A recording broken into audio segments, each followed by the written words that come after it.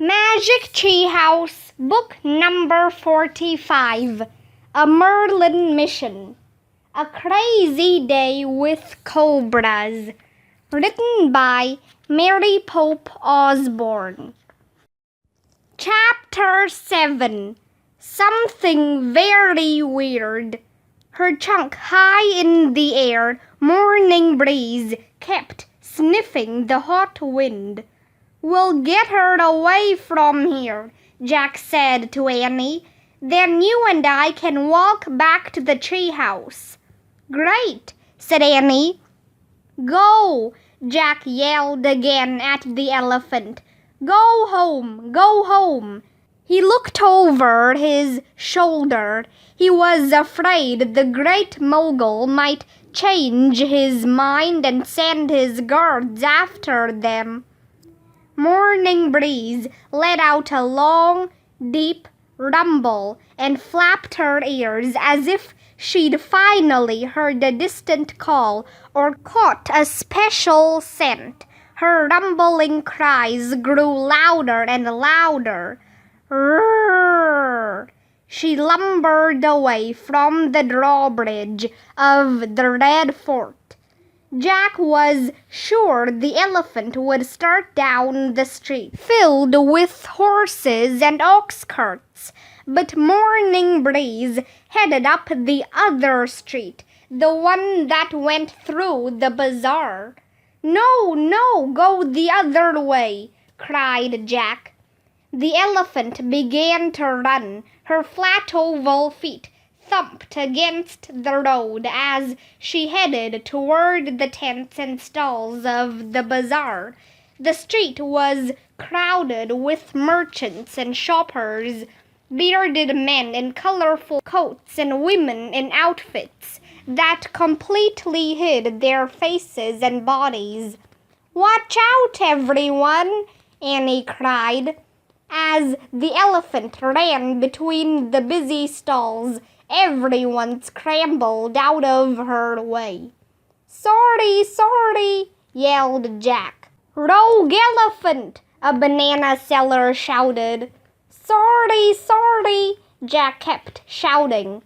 Morning Breeze knocked over wooden poles that supported white tents. The tents collapsed onto burlap bags filled with figs, rice, and peas.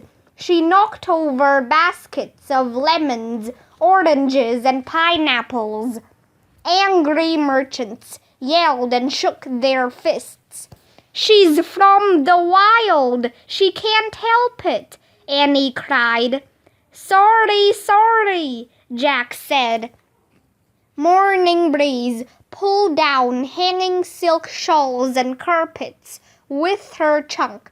The silk merchant shouted with rage. He and the other sellers grabbed sticks and charged at the elephant. Jack and Annie scrunched down in their small straw carriage.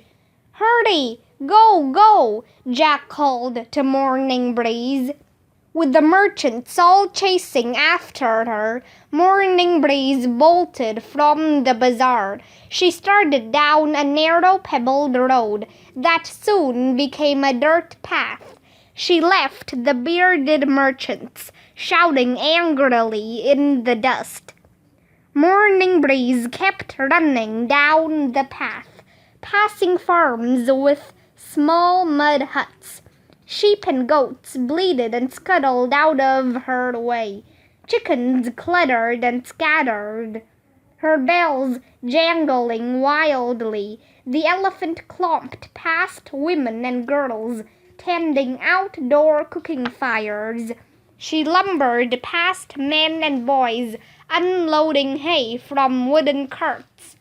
"Hi, hi! Excuse us!" Annie yelled, waving.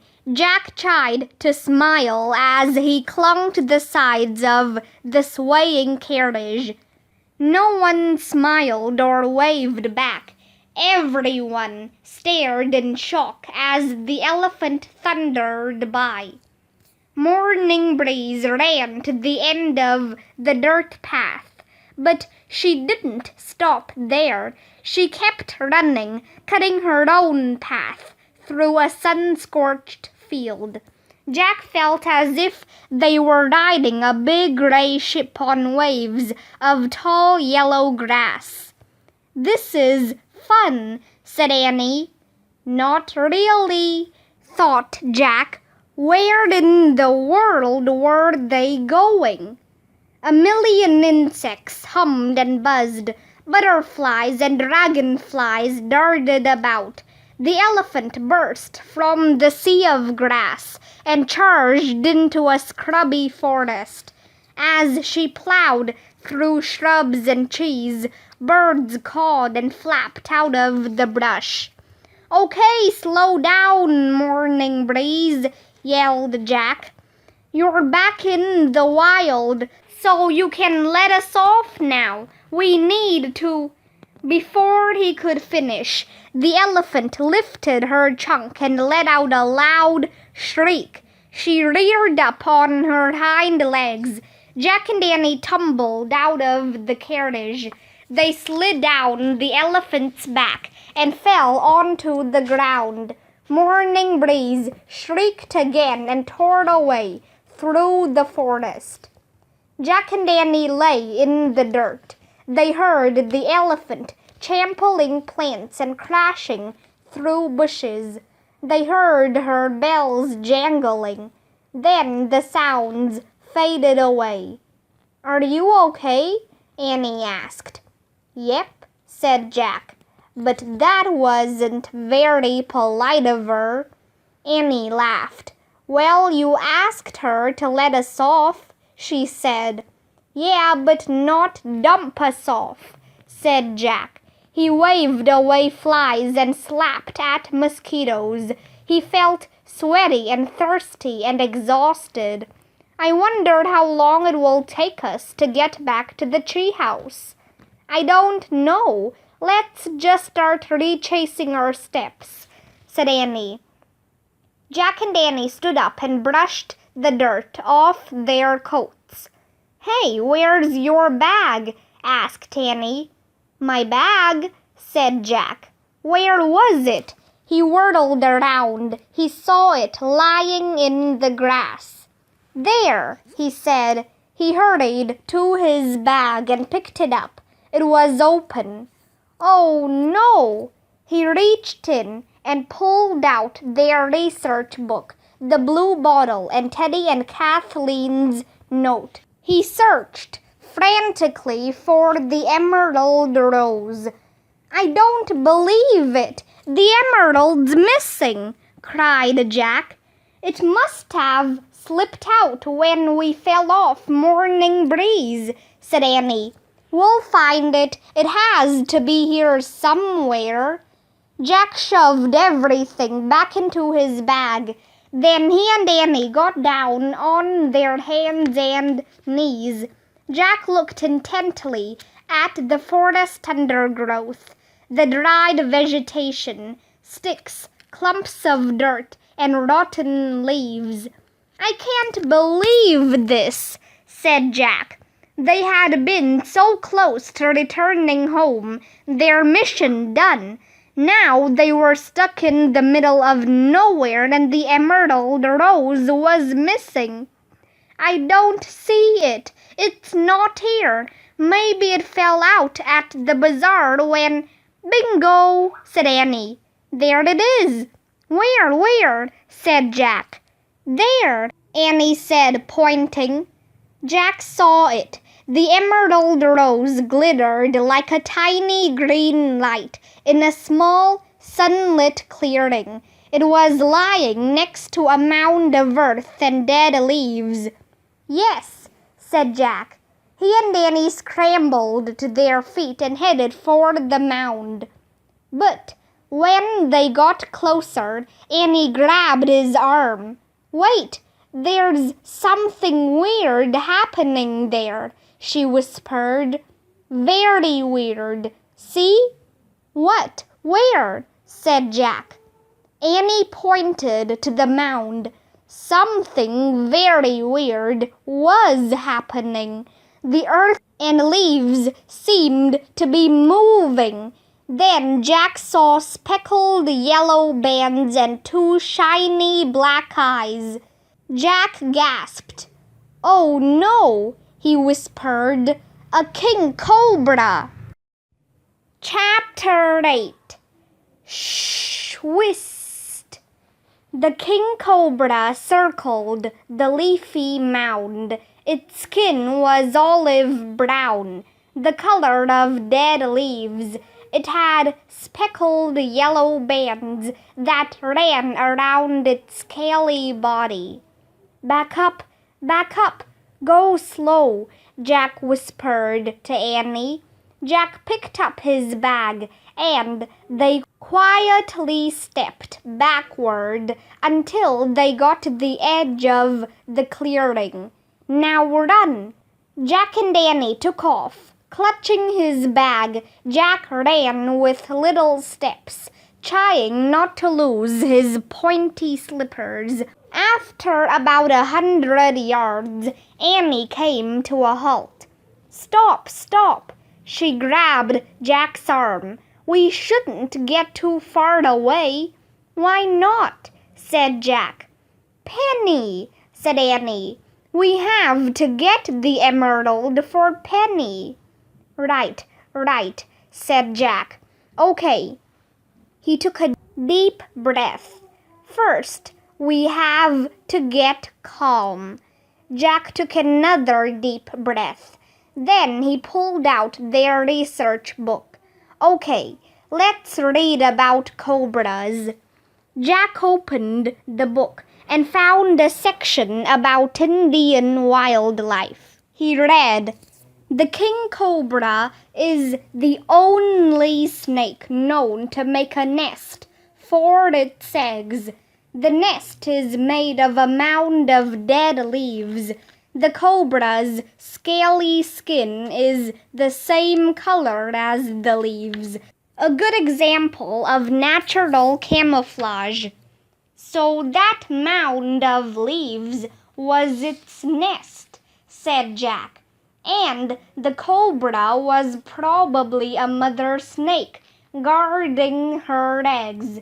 "How does that information help us?" said Annie. "It doesn't," said Jack. He went on. "King cobras cannot hear, but they have excellent vision and can feel vibrations. They will attack anything they see that gets too close to their nests." "That's bad news," said Annie. "Yep, really bad news," said Jack. He kept reading. "When threatened, the king cobra flattens its neck into a hood. A single bite from the snake contains enough venom to kill 20 men or a large elephant." "Whoa," said Annie. "That must be why Morning Breeze panicked and ran away." Jack closed the book. He shook his head. "I don't see how we can possibly get close to that nest," he said. "Then there's no way we can get an emerald rose for Penny," said Annie, "unless we go back to the Great Mogul and ask for another one." "And that's not going to happen," said Jack. "Then how can we save Penny?" asked Annie. "Think of Penny." Jack thought about Penny. He would do anything for her. "Okay," he said. "There might be a way we could get the emerald rose. What if we were really small?" "Yes," said Annie. "The cobra can't hear us, right?" said Jack. "She can only see us and feel vibrations. So if we make ourselves small, maybe we can sneak back and get the emerald without being seen." "Yes," said Annie. Jack reached into his bag and pulled out the blue bottle. He and Annie both stared at it. "So how many sips should we take?" Jack asked. "One for 10 minutes?" Annie shook her head. "Two for 20. "Okay."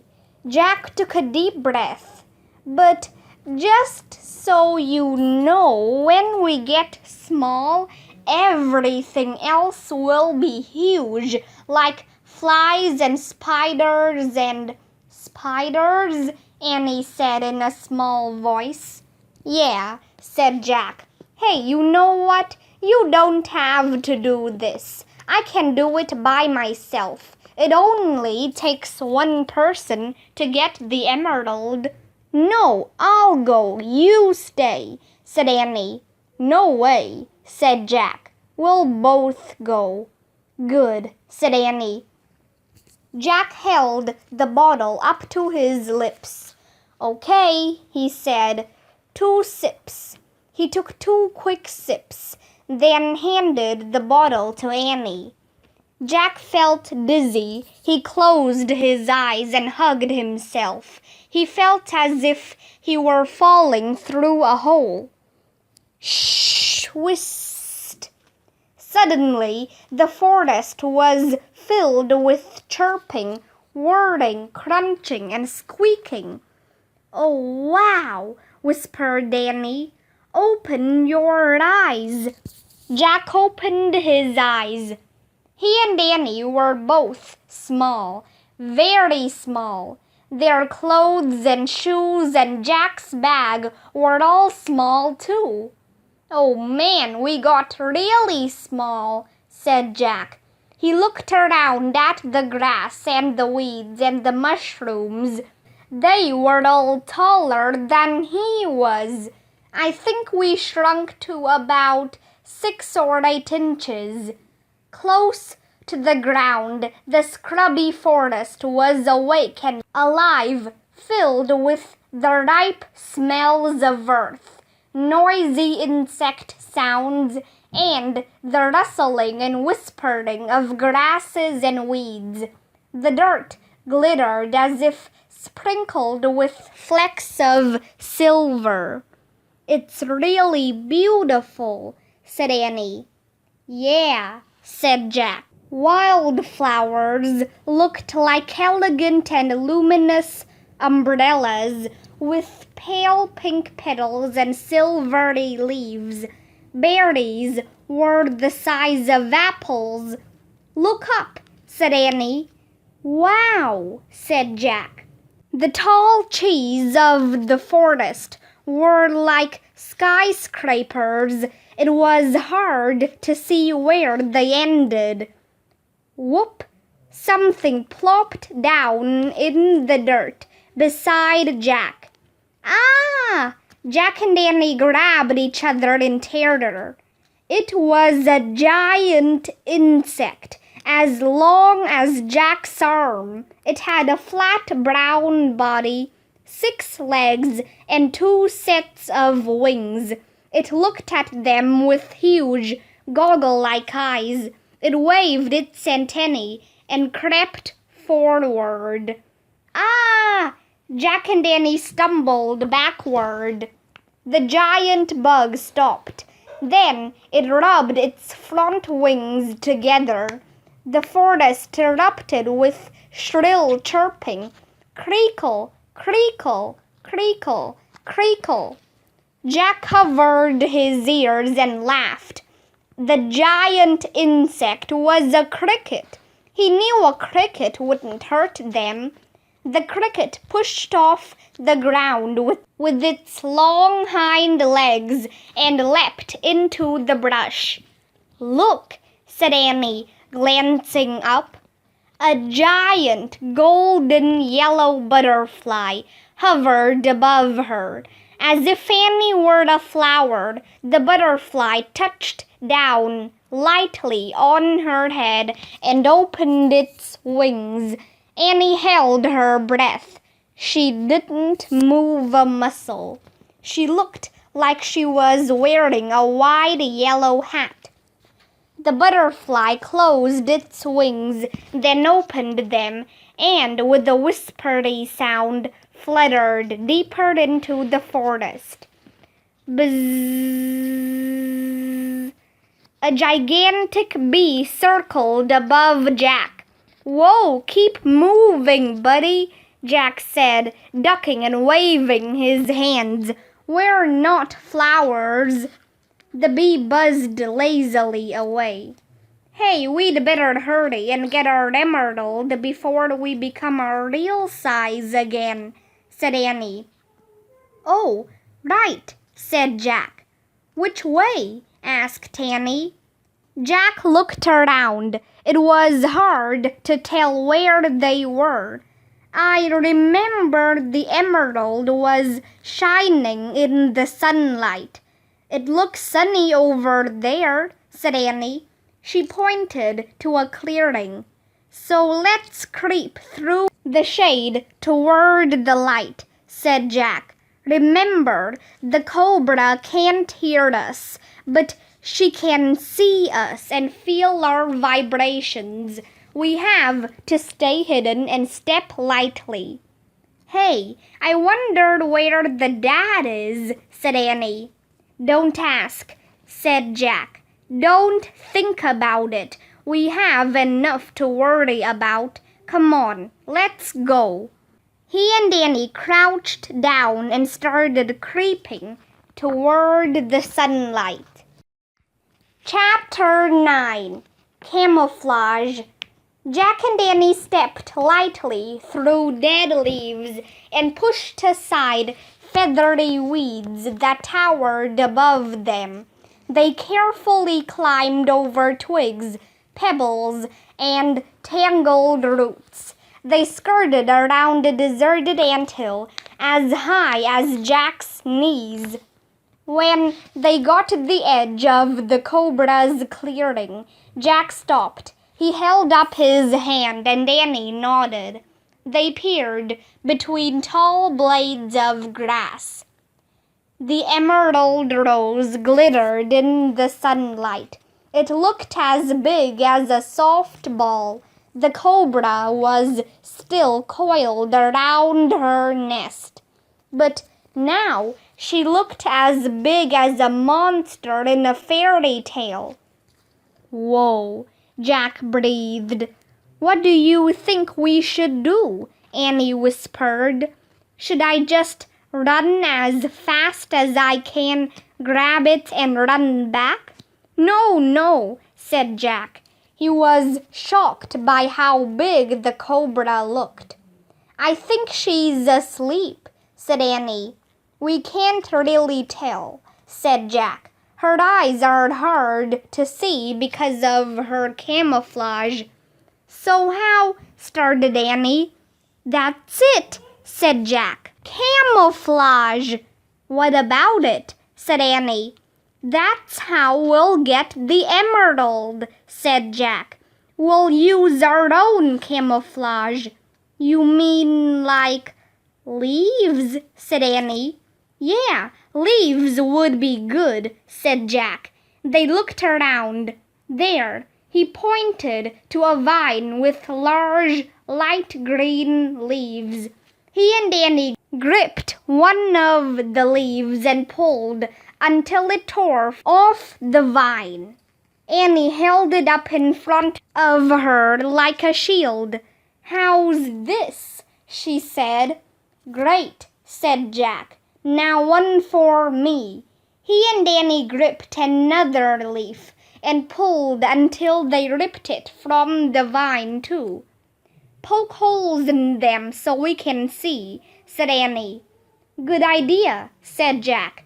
They poked holes in their leaves and then held them up, covering their faces. Jack moved his leaf around until he could see the emerald through the eye holes. "Go slowly and stick with me," Jack said. 2 steps, then stop. 2 steps, then stop. "Got it," said Annie. Holding their leaves in front of them, Jack and Annie carefully stepped into the clearing. They took 2 steps toward the emerald, then stopped. 2 steps, then stopped. The cobra didn't move. Jack desperately hoped she was asleep. He and Danny took 2 more steps, then stopped. The emerald glittered in the hot sunlight. They took 2 more steps. Then Annie gasped. The cobra was lifting her body above her nest. Her head was broad and flat. She swayed back and forth and looked around with staring eyes. Jack and Danny froze. Then, slowly, the cobra lowered her head. Jack let out his breath. Their camouflage had worked. He motioned to Annie, and they both took another 2 steps, then stopped. Jack was only a step away from the jewel now. Holding up his leaf camouflage with one hand, he leaned over and scooped up the emerald. It felt as heavy as a big rock. Holding the leaf with one hand, Jack used his other hand to shove the emerald into his bag. With Annie behind him, he stepped backward 2 steps, then stopped. Jack kept his eye on the cobra, coiled around her nest. He and Annie kept backing up.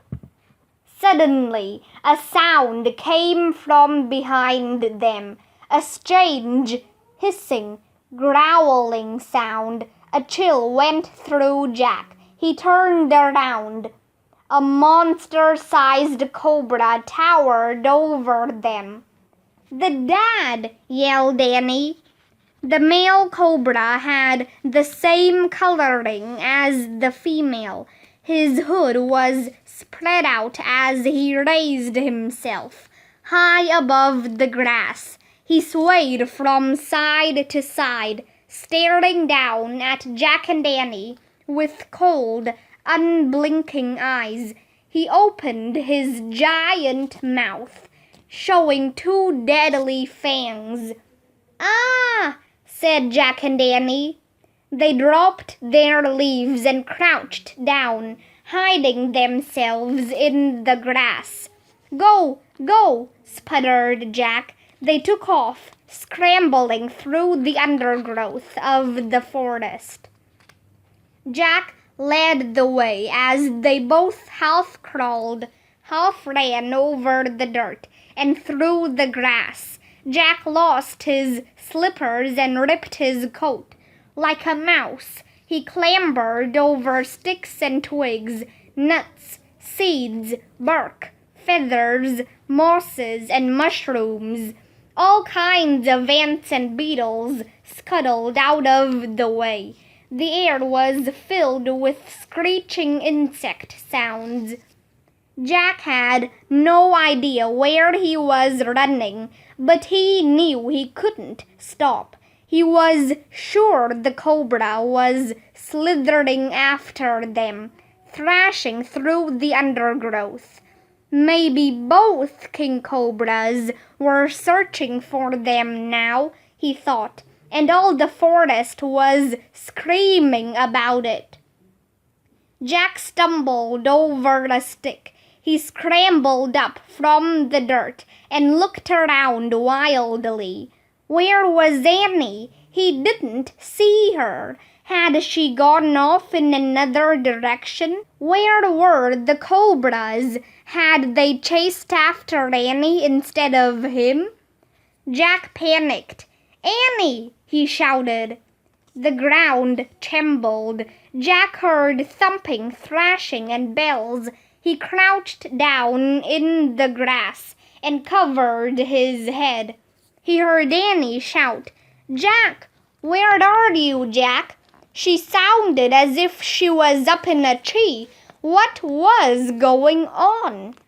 Jack looked up. Suddenly, a gigantic snake dropped down in front of him. "Ah!"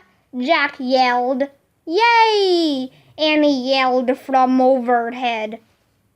The snake didn't have the olive-brown skin of a cobra. It was gray and wrinkled. It wasn't a snake at all. It was the chunk of an elephant.